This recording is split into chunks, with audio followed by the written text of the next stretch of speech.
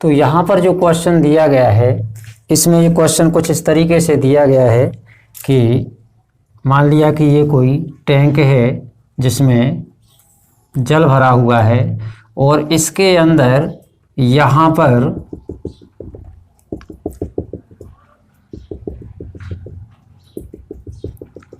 ये कोई जल भरा हुआ है और यहाँ पर कोई बल्ब है, मान लो ये कोई बल्ब है और ये 80 सेंटीमीटर गहराई पर यहाँ पर स्थित है। यहाँ से तल से लेके यहाँ तक इसकी जो गहराई है वो दी गई है 80 सेंटीमीटर।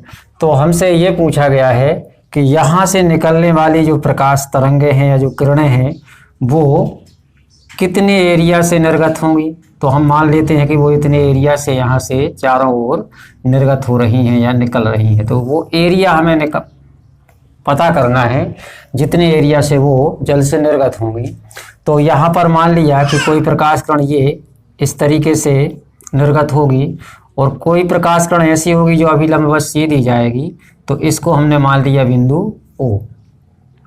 तो यहाँ पर बल्ब रखा हुआ है, ये बिंदु ए है और ये बिंदु हमने सी मान लिया। यहाँ से यहाँ तक की जो टोटल गहराई दी गई है वो एच बराबर दिया गया है 80 सेंटीमीटर और यहाँ पर जो द्रव भरा हुआ है जल, इसका अपवर्तनांक दिया गया है 1.33।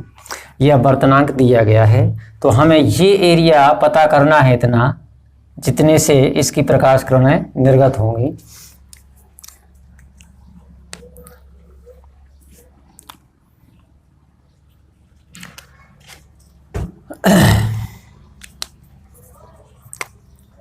तो ए म्यू डब्ल्यू यहाँ पर दिया गया है 1.33 दिया गया है। तो इसको हम लिख सकते हैं 4/3। तो ए म्यू या अपवर्तनांक कितना दिया गया है 4/3 दिया गया है। अब हम इसके लिए फार्मूला यूज करेंगे तो ए म्यू डब्ल्यू बराबर कितना होता 1/sin होता। तो ए म्यू डब्ल्यू का मान यहाँ रखेंगे 4/3 आ जाएगा और यहाँ से 1/sin रहेगा। सी ये कोण है जो इनके द्वारा यहाँ पर अभिलंब और जो निर्गत किरणें हैं यहाँ से निकलने वाली जो प्रकाश किरणें हैं उनके बीच बना हुआ है। तो sin बराबर कितना हो जाएगा 1/4/3 होगा। तो ये हो जाएगा 3/4। sin बराबर कितना आया 3/4। इसके बाद tan बराबर क्या होता है sin का cos। तो sin c अब चूंकि देखो यहाँ पर हमें sin की वैल्यू पता है लेकिन cos के बारे में नहीं मालूम, तो हम cos को भी किस में चेंज कर लेंगे sin में। तो यहाँ ऊपर तो sin रहेगा लेकिन cos को जब हम sin में चेंज करेंगे तो ये क्या हो जाएगा 1/1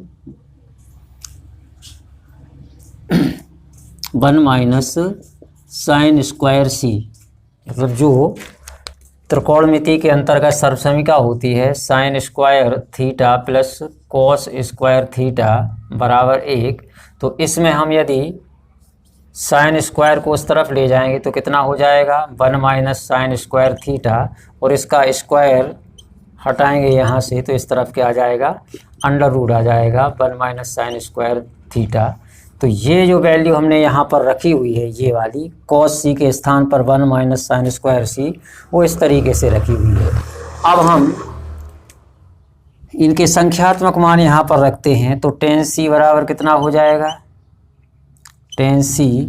अब यहाँ sin c का मान रखेंगे तो sin c हमने यहाँ निकाला है 3/4 आया है, ये 3/4 आया है और यहाँ पर 1 - फिर sin c की वैल्यू रखेंगे तो वो 3/4 ही होगी, 3/4 का होल स्क्वायर होगा। अब देखो यहाँ पर tan c का जो मान होगा tan c वो चलो बाद में रखेंगे, यहाँ पहले इसको सॉल्व करते हैं।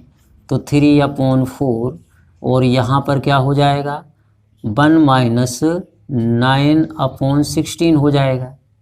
अब इनका हम एलसीएम लेंगे, जब एलसीएम लेंगे तो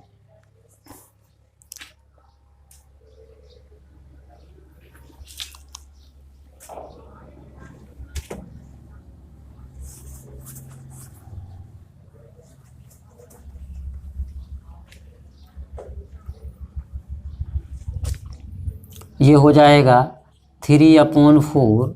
यहाँ एलसीएम लेने के बाद हमें क्या प्राप्त होगा, एलसीएम होगा 16, 16 का गुणा 1 में करेंगे तो ये आ जाएगा 3/4 और यहाँ कितना आएगा √ कितना होगा 16।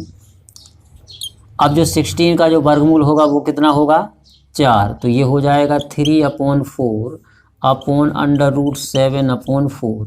तो इसको हम लिखेंगे 3/4, यहाँ भाग के स्थान पर गुणा करेंगे तो ये कितना हो जाएगा 4/√7, तो ये कैंसिल हो जाएंगे। तो इसके बाद जो हमें मान प्राप्त होगा यहाँ से 3/7 प्राप्त होगा और ये वैल्यू किसकी आई है 10c की। अब इसके बाद हमें निकालना है क्या, ये पूरा एरिया निकालना है, लेकिन ये पूरा का पूरा एरिया कैसा है, वृत्ताकार है। तो हम वृत्त के क्षेत्रफल का फार्मूला लगाएंगे, लेकिन इसमें हमें r मालूम नहीं है, इसकी त्रिज्या मालूम नहीं है कि त्रिज्या कितनी है। तो यहाँ से यहाँ तक हम रचना करते हैं और यहाँ से यहाँ तक तो दिया गया है h। अब हमें r पता करना है कि r कितना होगा। तो देखो इतने त्रिभुज में देखें, यहाँ 90 डिग्री का कोण होगा तो इस समकोण त्रिभुज हो जाएगा और ये सामने की भुजा क्या हो जाएगी, इसकी कर्ण हो जाएगी। यहाँ न्यून कोण है तो इसके सामने की भुजा ये क्या हो जाएगी, लंब, और ये वाली भुजा इसकी क्या बन जाएगी, आधार। तो अब हम 10c के आधार पर पहले r का मान पता करते हैं कि r कितना है।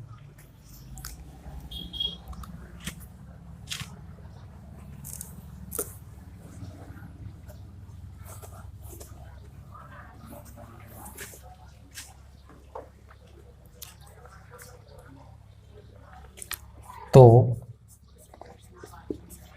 समकोण त्रिभुज COB में 10c बराबर क्या होगा, लंब बटे आधार होता है। तो लंब कितना है, ये लंब होगा इसका r और आधार कितना होगा h। ये पूरा यहाँ से यहाँ तक h दिया गया है। अब देखो 10c का जो हमने मान निकाला है वो यहाँ पर कितना निकाला है 3/√7। यहाँ पर लंब r हमें ज्ञात करना है और h कितना दिया गया है 80 सेंटीमीटर दिया गया है। तो अब इसको हम करें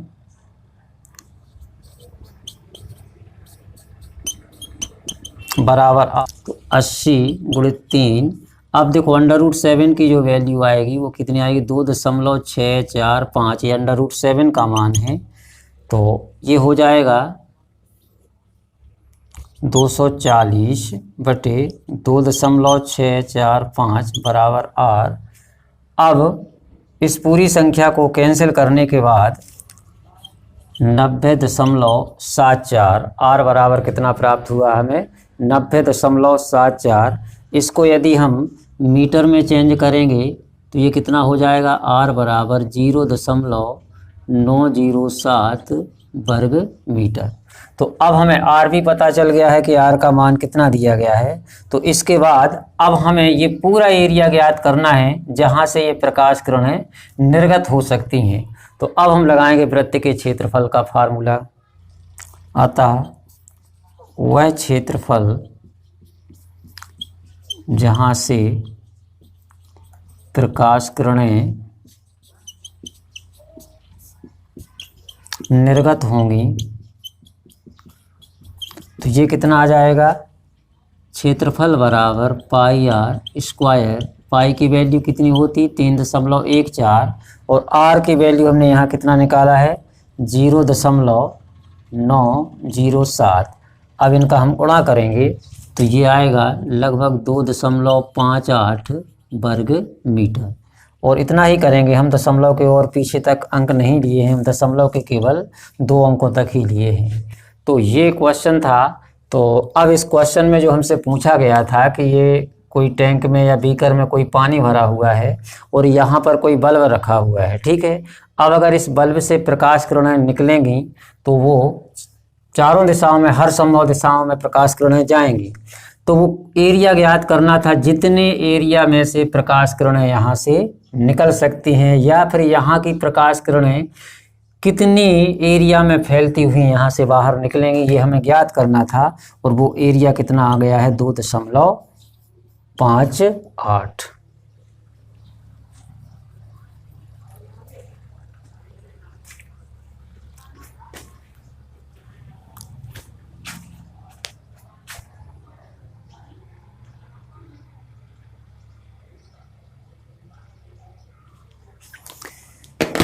यार कितनी